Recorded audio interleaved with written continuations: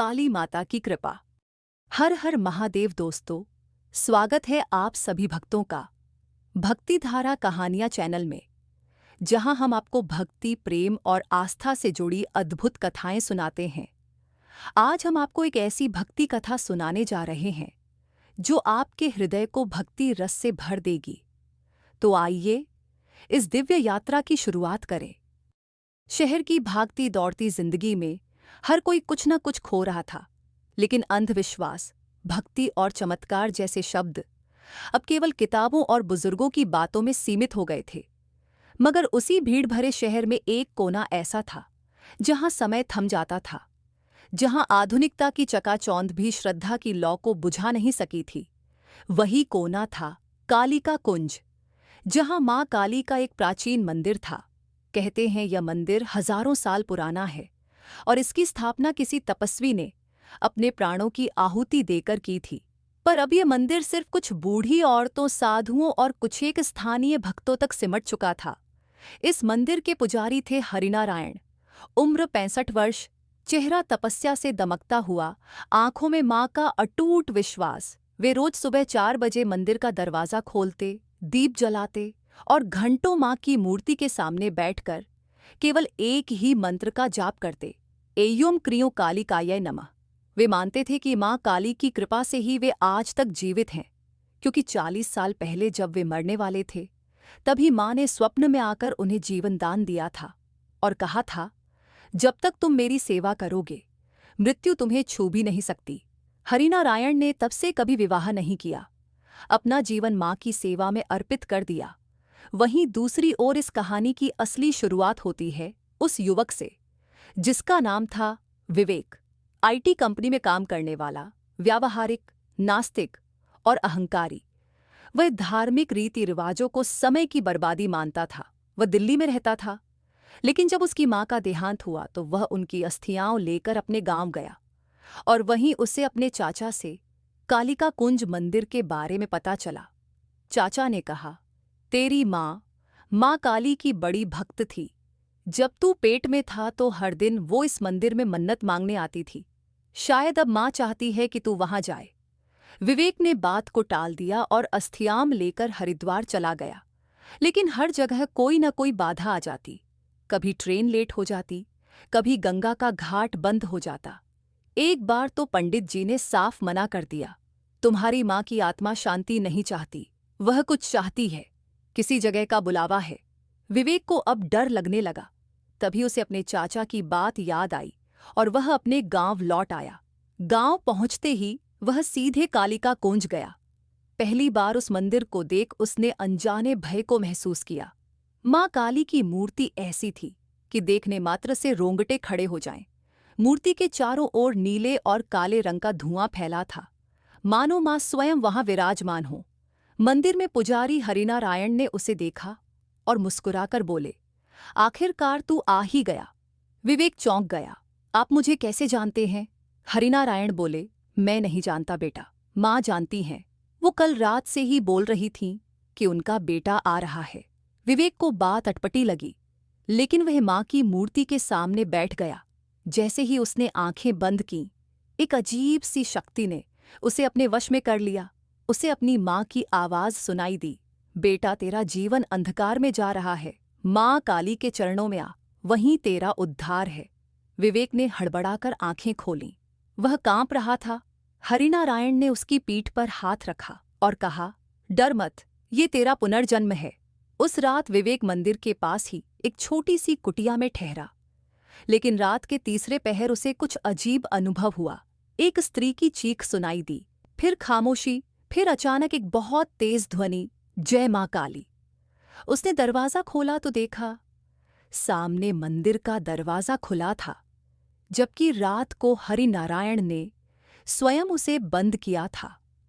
विवेक डरते हुए मंदिर पहुंचा, लेकिन जो दृश्य उसने देखा वह उसकी जिंदगी का सबसे बड़ा रहस्य बन गया। मंदिर के गर्भगृह में मां काली की मूर्ति के सामने एक तेज प्रकाश था। उसमें एक स्त्री आकृति दिखाई दी जो धीरे धीरे मूर्त रूप ले रही थी। वह उसकी मां थी। विवेक की आंखों से आंसू बहने लगे।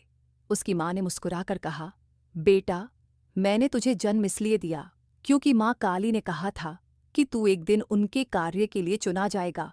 अब समय आ गया है। यह कहकर उसकी माँ हवा में विलीन हो गई और प्रकाश माँ काली की मूर्ति में समा गया। तभी हरिनारायण भी वहां आ गए और बोले, अब तू समझ गया ना, माँ तुझसे क्या चाहती है? विवेक ने सिर हिलाया और पूछा, मैं क्या करूं? हरिनारायण ने कहा, माँ चाहती है कि तू इस मंदिर को फिर से जीवित करे, लोगों को वापस श्रद्धा की ओर लाए। तू अब इस मंदिर का उत्तराधिकारी है। विवेक ने उसी क्षण अपनी नौकरी, जीवन शैली और सब कुछ त्याग दिया। वह मंदिर में रहने लगा। हर दिन भोर में माँ की आरती करता, माँ की मूर्ति को स्वयं साफ करता, भक्तों को भोग बांटता। धीरे धीरे गांव वालों को बदलाव दिखने लगा। वे भी आने लगे, फिर आसपास के शहरों से भी लोग आने लगे। मंदिर पुनः जीवित हो उठा। लेकिन माँ की कृपा केवल यहीं नहीं रुकी। एक दिन एक महिला रोती हुई आई। उसकी बच्ची 2 वर्षों से बोल नहीं पा रही थी। डॉक्टर्स ने कह दिया था कि अब कोई इलाज नहीं। विवेक ने उसे माँ की मूर्ति के सामने बैठाया और खुद माँ की आरती करने लगा। उसी समय माँ की मूर्ति की आंखों से 2 आंसू की बूंदें गिरीं और वो बच्ची हंसते हुए बोल उठी, माँ! पूरे गांव में खलबली मच गई। चमत्कार! फिर एक के बाद एक चमत्कार होने लगे। एक आदमी जो लकवाग्रस्त था, वह चलने लगा। एक महिला जिसे संतान नहीं हो रही थी, उसने जुड़वा बच्चों को जन्म दिया। माँ अब खुलकर कृपा बरसाने लगी। लेकिन चमत्कारों के साथ साथ विवेक को माँ की साधना भी करनी पड़ी। हर रात्रि उसे पंचोपचार पूजा करनी होती, मंत्रों का जाप करना होता। और सबसे कठिन साधना तब आई जब गांव में एक बार एक तांत्रिक आ गया। उसने माँ की शक्ति को चुनौती दी। वह बोला, मैं दिखाता हूं कि तुम्हारी काली कुछ नहीं कर सकती।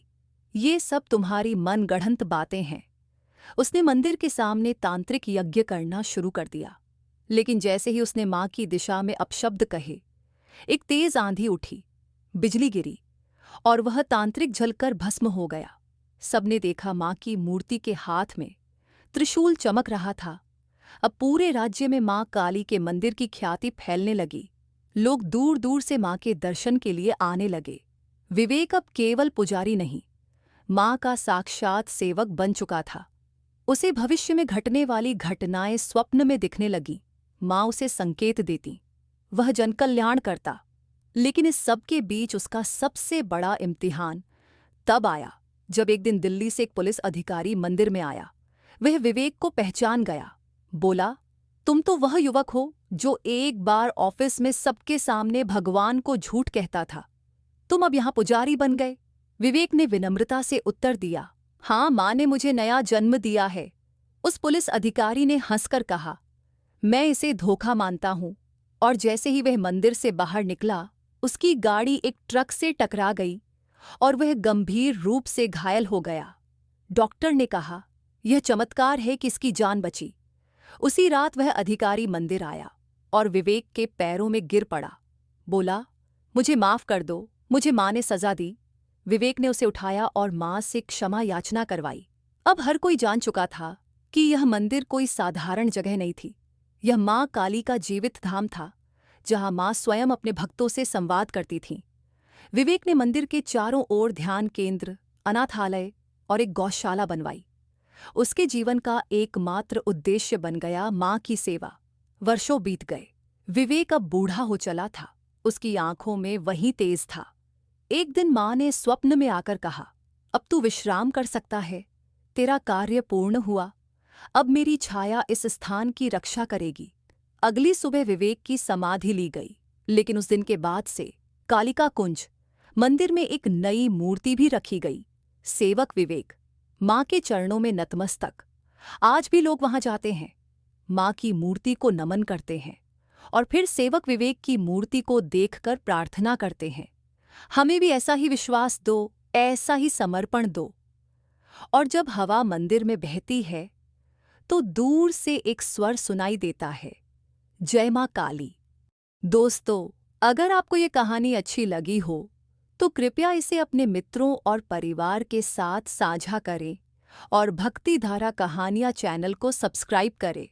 धन्यवाद।